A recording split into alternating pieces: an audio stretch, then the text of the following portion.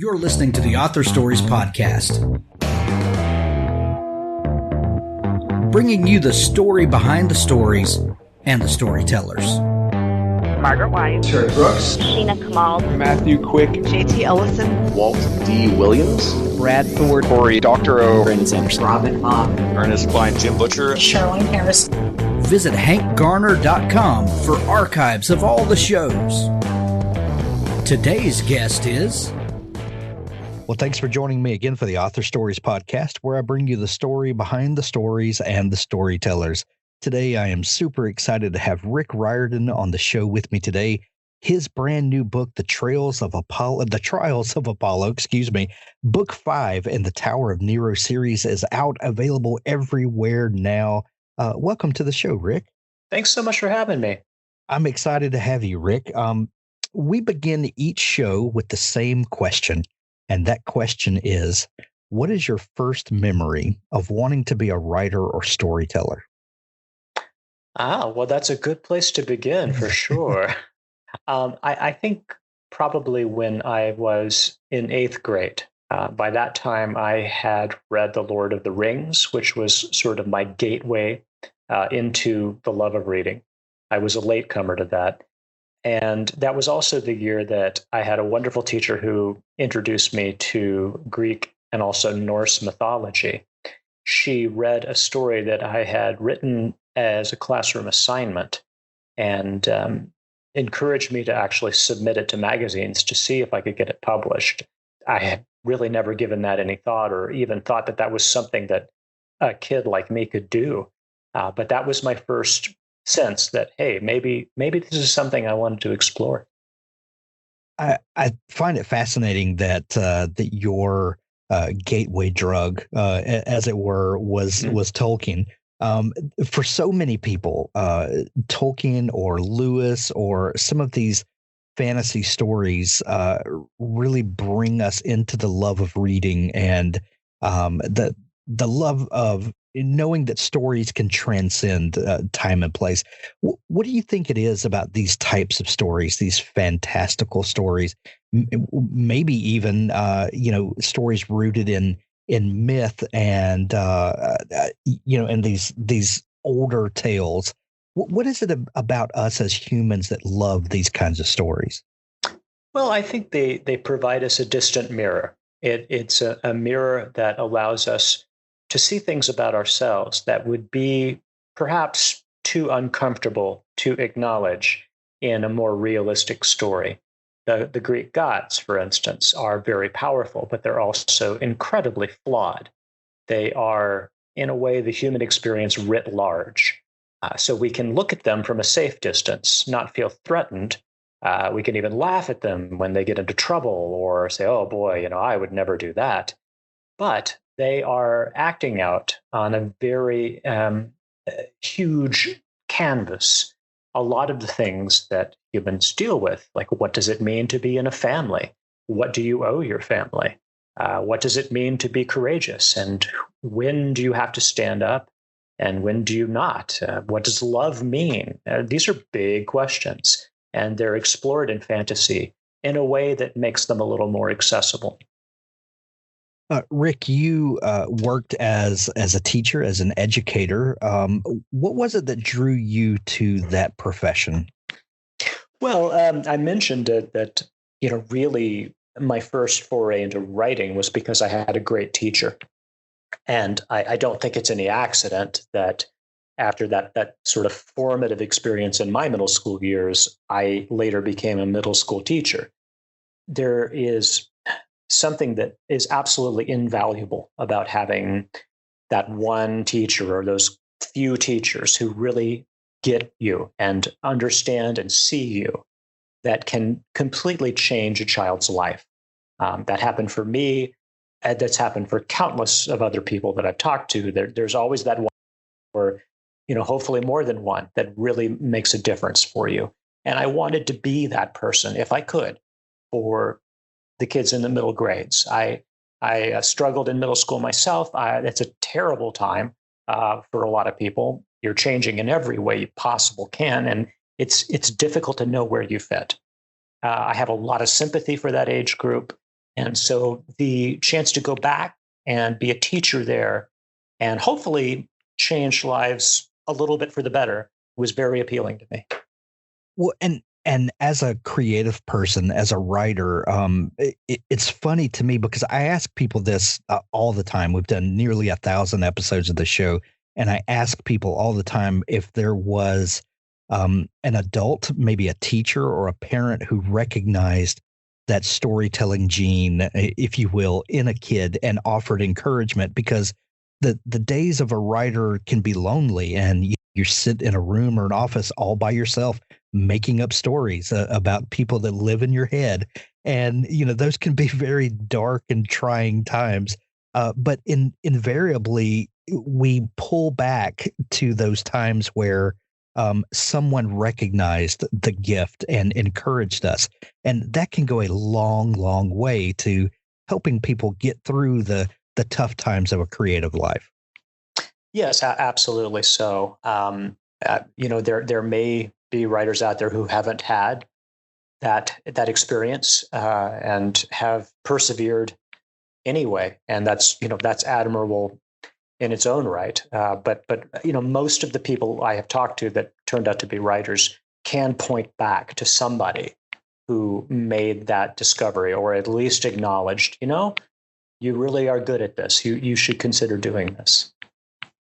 So before Percy Jackson came into your life and became the series that launched all of the amazing Rick Riordan stuff that we have at our fingertips, you published quite a number of mystery thrillers for the adult market. Talk a little bit about how you got started there and what was the motivation for you to write that first novel? Right. Well, after my middle school years and, obviously not getting published during that and learning the hard way that rejection is something that you have to work through. I let it lie fallow for a while, the writing idea, but came back to it when I became a teacher. And even though my students were telling me I should probably write for them because they enjoyed the stories I would tell them in class, I didn't really have the story in my head that I wanted to tell them. I wasn't ready to make that connection yet. Instead, I started writing the mystery novels because that was my own sort of go-to for pleasure reading. I was reading Raymond Chandler and Dashiell Hammett and the sort of the classic American noir, hard-boiled novels. I really enjoy those. And so I tried my hand at writing that kind of novel set in modern Texas, San Antonio, which is my hometown. So, there was a lot of things that recommended that genre to me, and I felt like I knew the genre, and I definitely enjoyed it. And I wrote 7 novels of that type that were published and did fairly well. But all of that time, I was still a full-time middle school teacher as well. It never really occurred to me to try to mold my two worlds, the middle school teaching and the writing, until that moment of Percy Jackson when suddenly there was this synchronicity and they came together and it worked out, to my advantage, fortunately. I think I've heard in the past, Rick, you talking about the genesis of the Percy Jackson series. And did it have to do with one of your sons and Alexia? How did that fuel what we now hold in our hand? Yeah, absolutely. You're right. It was my older son. He was having a tough time in elementary school. He was diagnosed with ADHD and dyslexia. He was struggling with his grades and not feeling very good about himself. The only thing he did enjoy that year in school was a unit on Greek mythology. Well, that was something I related to. I taught it for many years and I enjoyed it myself. So to keep his spirits up, I started telling him bedtime stories from Greek myths. Eventually, that morphed into an original myth of Percy Jackson. I created a kid, modern day boy, who discovers he has ADHD and dyslexia, like my son. But in Percy's world, those are indicators that you are probably a demigod. One of your parents is a Greek god. That resonated really strongly with my son. He told me to write it down, and that's how Percy Jackson was born. as a kid who struggled with dyslexia, I can remember how frustrating it was for things to just click with other students, and with me, it was an uphill battle. If I would have had a book series that offered that sort of encouragement, that this was a superpower, not a learning disability, that would have changed my life. I can only imagine that when you published that story and started getting feedback from other people, what was it like for you to, this was something that you shared with your son, and now it's connecting with more and more readers. What was that feedback like for you? Well, that's by far the most gratifying thing about this turn I've taken as a children's writer, is hearing from young people that they feel seen, they feel valued, they read the books, and it makes them feel good about who they are and what they can do. When I get feedback like that, I couldn't ask for anything better than that.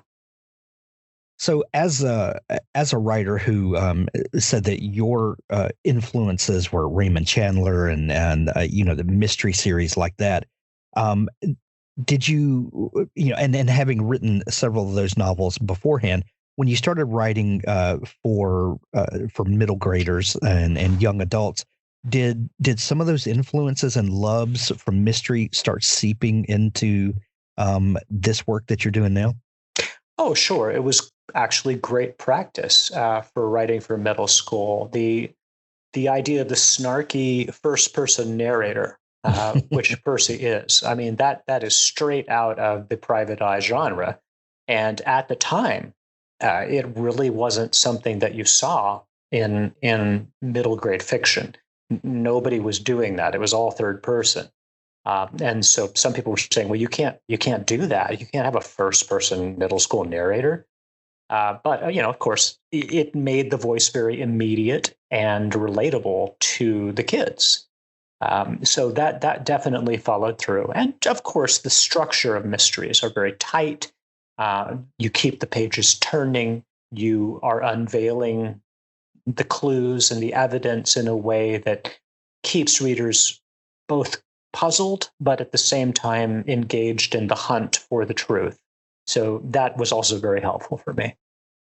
So you made up the story of a demigod who had these certain abilities that were indicators that he was something special. When you're going through this story with your son and then realizing that, okay, maybe this has legs to it. When did you decide to write that down, and did you have any ideas about getting published and how this might go out to the greater world? Well, I told it to him over the course of maybe 3 nights, and I really was simply making it up off the top of my head. But he liked it so much that he encouraged me to write it down. And so after thinking about that for a while, I said, okay, I think maybe there is something here. This idea seems to be helpful to him, and I can see how it might be something my own students would enjoy.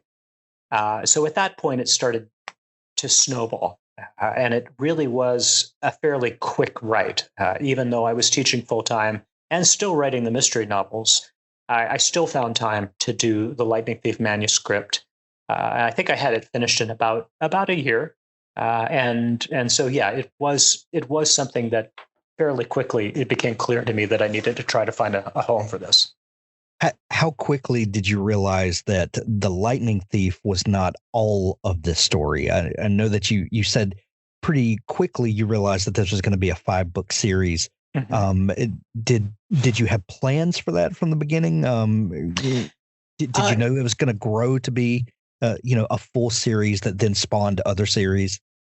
Well, I didn't know the extent to which I would be able to sort of get into it and how it would sort of unfold and lead to other stories that would spawn other stories. I mean, I had no idea.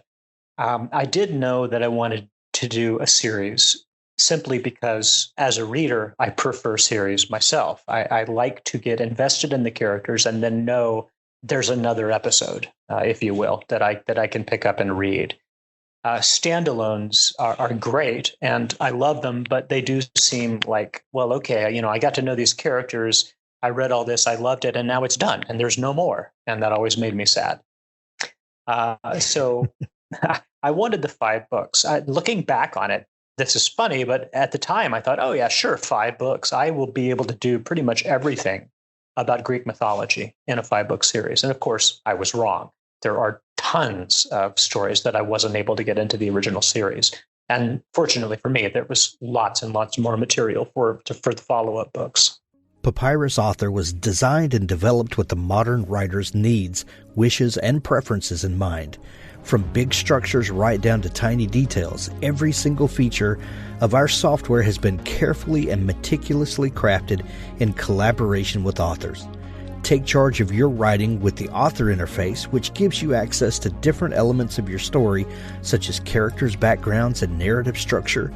Move sections of your writing seamlessly in the navigator and evaluate the complexity of your text with our expert style and readability analysis. Never worry about losing progress with automated backups. With Papyrus Author, you can be your own writer, editor, and publisher. The world of writing is about to change. Papyrus Author, the word processor for authors, has arrived on the international stage. Unrivaled in its scope, it is the first software suite to unite every single step of creative writing.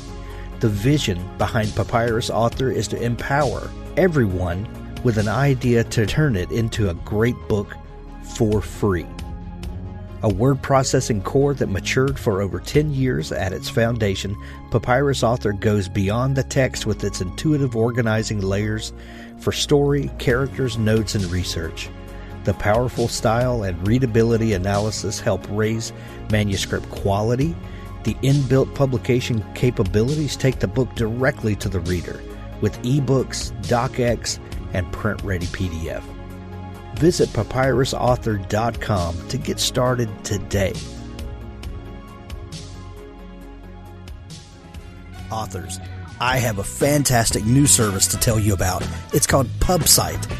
PubSite is a service to help you build your very own website, your home on the web, where you can promote your work and give your fans a place to connect with you. PubSite is a website platform that allows every author, regardless of budget, to have a great-looking professional website developed by the book marketing professionals at FSB Associates. PubSite is the new easy-to-use DIY website builder developed specifically for books and authors. Whether you're an author of 1 book or 20, or a small publisher, PubSite allows you to build, design, and most importantly, update your website pain-free. No need to be dependent on a designer or webmaster to make a small but costly change to your website. Save the money and do it yourself. PubSite is the best platform for authors because it's a book-centric platform.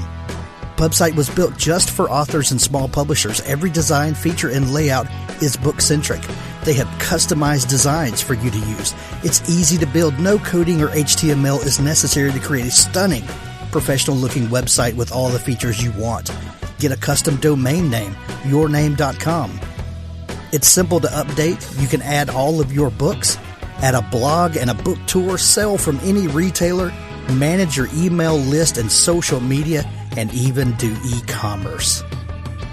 Build your website with a 14-day free trial, then pay just $19.99 per month, which includes hosting. And we offer packages starting at $499 to set up the website for you. Pub-site.com, the place to help authors find their home on the web. So, Rick, when first series ended and you have a fully formed series, did you start realizing pretty quickly that this could be an interconnected world, and that this one aspect of mythology might actually be connected in some way? Or could you find ways to connect these different views from different places in the world? And kind of how did you start building out the greater world? Right. Well, I wanted the Percy Jackson series to stand on its own as a 5-book series. But by the time I was on, say, book 4, it was becoming clear to me, okay, there's a whole lot more here that would be fun to write about. What about the Roman aspects of the gods? What happens if you're a demigod, but your dad or mom is Roman? And so I got the idea about that time to sort of plant the seed for a second series. And at the end of Percy Jackson, there's a prophecy that sort of leapfrogs into the next series, The Heroes of Olympus. You can stop after book 5 of Percy, and that's fine. It's a complete story. But there is more. And as I was writing that series, The Heroes of Olympus, again, questions come to mind, and that's where most of my books come from. Well, geez, what about Egyptian mythology? What would that be like? Do they have demigods? What would they be doing in the modern world? Is it possible that different pantheons could exist side by side? And out of that came the Kane Chronicles. So yes, one thing just sort of evolved into another. When you started looking at the different mythologies from around the world, were there things about them that surprised you? Like, I think you were pretty well versed in Greek mythology. I know that you taught that. But as you started digging into mythologies from other lands, were there similarities between them, or were there things that you learned surprised you? Yes, it's both surprising to me, I guess, how fabulously different people can look at the world and differently, and how the mythologies can be different. But it's also surprising how many similar patterns, how many archetypes are really very, very much the same, no matter whether you're talking about ancient China or ancient Greece or Mesoamerica.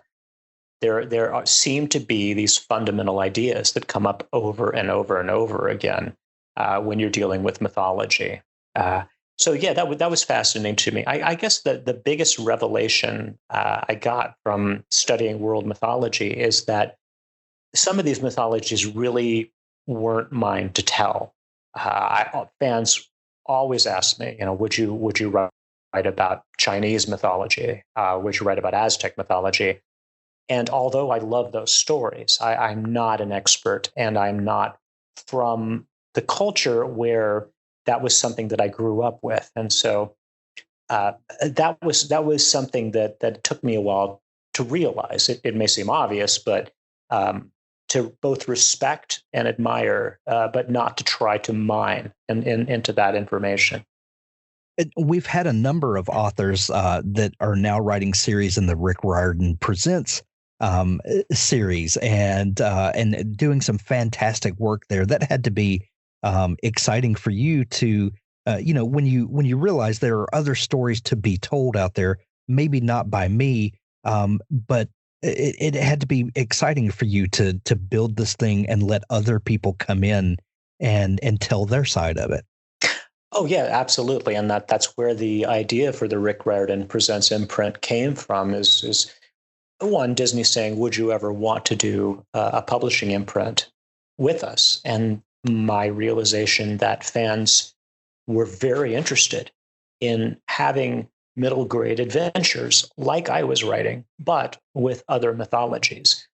And that there were lots of great own voices authors out there who were already doing this, or who wanted to do this sort of work and simply needed the opportunity and the platform. So to be able to take the spotlight and turn it on them and take these wonderful books and say, if you like Percy Jackson, this is not Percy Jackson, but I can pretty safely tell you that you're going to love these books too, because they have the humor, they have the action, they have the mythology. The response has just been amazing from the book community, from librarians, teachers, parents, kids. The imprint has taken on a life of its own, and it has been probably the most gratifying thing I've ever done in the publishing world. Rick, when you're dealing with a mythology, these stories are, as old as time, it seems like, and have a set the rules of the stories are set already, but you're telling stories that put a new twist on these. When you're planning out a new series, and the book that we're talking about today, the Tower of Nero, book 5 in the Trials of Apollo, when you're dealing with these mythologies and these characters, how do you start planning out a series? And are you a big planner? Do you like to have an overarching blueprint before you start writing, or kind of what's your process for getting in and working with the existing material? Sure. And, you've had 1,000 conversations with authors. I'm sure you've heard 1,000 takes, because everyone's process is a little different. Yes. And that's the only constant really is as a writer, you have to find what works best for you. And that can be a process in itself. I am a kind of a hybrid. I do outline, but my outlines are not terribly detailed. Usually just a couple of sentences for a chapter. I'll spend maybe a month or 2 months planning, thinking, researching, rereading the myths. Which themes do I want to explore from what myth? Which locations do I want to feature? What monsters do I want to talk about? That kind of thing. And how does it all go together with the story that I want to tell? Then I will do a very sort of brief and sketchy outline, just enough to get me started. At that point, I will sit down and I'll write the first draft without stopping. Usually takes me about 2 months, maybe a little more. I will not allow myself to go back and look or revise. After the first draft is completely done, then I'll go back and I'll revise to my heart's content. Is that a difficult thing for you to do when you say, I don't allow myself to go back and revise? Is that something that you have to concentrate on, or are you someone who would like to go back and fiddle with things and, kind of get caught up in the minutia of it? Yes. And that's the operative word, getting caught up. I mean, I think that I could tinker endlessly, and I would never make the first chapter perfect and then feel, okay, I can now go on to chapter 2. I would simply make it different, and then I would create new problems. And that's something I've heard from a lot of writers. A lot of us have notebooks full of half-finished stories because we just got into it and tried to revise it going along and weren't satisfied and just decided, oh, this is too hard. I'll try another shiny new idea and that'll be easier. And of course, it wasn't any easier. So for me, the solution is to just write the whole thing out, let it be terrible. That's part of the deal. Don't worry about it. And then once you're done, then you can go back and at least you have a finished manuscript.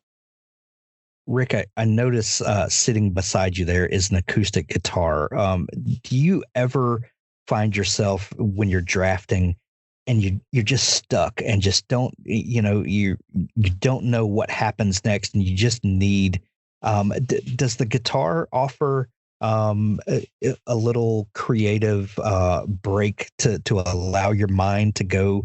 I know different creative people have different outlets and expressions and things that help them to focus on something else for a moment. Are there things like that in your life that help you to shift gears?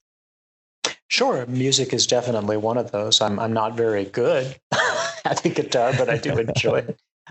There was a time in college where, I toyed with music as a career and played in a band. And, I guess I look at the guitar now and I think, well, at least I didn't fail at that. That could have been real bad.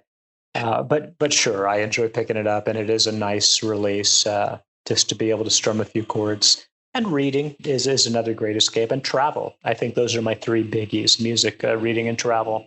That all play into my writing and inform my writing, but also allow a nice sort of outlet. The new book, The Tower of Nero, is book 5 in the Trials of Apollo series. What was your main focus for this series, and what brought this series alive to you? Well, I think the arc for Apollo was about Apollo becoming human. And in an interesting way, he, I think, has the most dramatic growth of any narrator I've ever written about, which is not something you might expect from a 4,000-year-old deity. We think of deities as being fairly static. They're immortal and they never change. But in Apollo's case, he's so used to being powerful and talented and handsome, and just basically everything's easy for him. To become a 16-year-old awkward teen was quite a come down. So it was interesting to me to see him learn how to come to terms with his new identity, and to learn that maybe being human wasn't the worst thing. Maybe, in fact, he had something to learn from humans. So that was very interesting and very appealing to me. Well, with this being book 5 in this series, does this close out the Trials of Apollo? It does. And it, in fact, I think closes out Percy Jackson's world, at least the large arc. It's possible that I will go back and do some standalone novels about this character or that character. But I think this is a good place to leave things. I think we are finally sailing off into the sunset. I hope that I've left everything pretty well resolved with the various characters that readers have come to love over the years. So you mentioned that you might write some standalone books. What's at the front of your mind now? Are you still thinking about new ways to explore mythology? Are you thinking about mysteries? What things are exciting you now? Now that you can shift your focus a little bit. Well, I've done a lot of reading recently on Celtic mythology, especially Irish myth, which is my own ancestral background, and I've never actually written anything about it. So that's on the front burner. I definitely would like to do something with that. And there are other projects as well that aren't quite as far along, but I'm looking forward to a lot of them as well. It'll be nice to just do some standalones and be able to pivot from one thing to another. Excellent. Well, the new book, The Tower of Nero, Book 5 and the Trials of Apollo, is out everywhere now. We're going to put links to it in the show notes of this episode to make it easy for people to find. Rick, if people are just discovering you because maybe they've been living under a rock or in a cave or something, where can they find you online to dig into all the amazing stuff that you do? Yeah, Disney actually has a great website for me called Rick Riordan, ReadRiordan.com. And it's got everything on the Imprint and my books and a whole bunch of stuff for teachers and parents, too. Excellent. We're going to send everyone to see you. Rick, this has been so much fun. Thank you for taking time to come on the show today. My pleasure. Thank you. Do you want to get paid to write stories? Do you enjoy collaborating with other talented storytellers? Do you want to work completely remotely and set your own hours? Relay Publishing is looking for writers and editors to work on fiction projects across a range of genres, from thrillers to sci-fi, fantasy, and romance. The Relay process is extremely collaborative, in the same vein as a TV show's writer's room. If you're a story geek, then you'll be on a great team. There are 7 ghostwriting positions and 10 editing positions currently available. Please go to www.recruitment.relaypub.com. That's www.recruitment.relaypub.com for more information on how to apply. Join a great storytelling team today.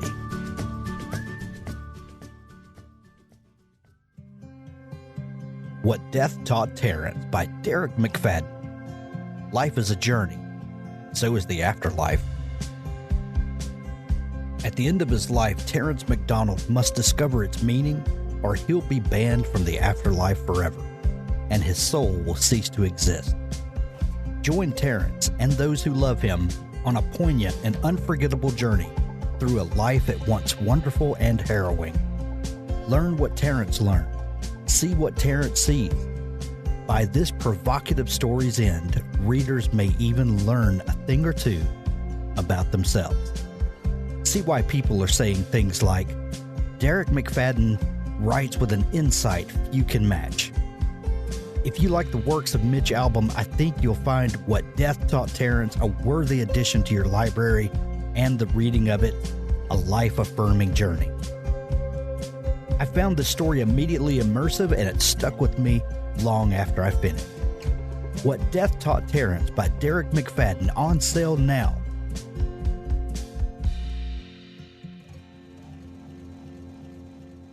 Invasion Day, the first book in the They Came for Blood series by Scott Moon.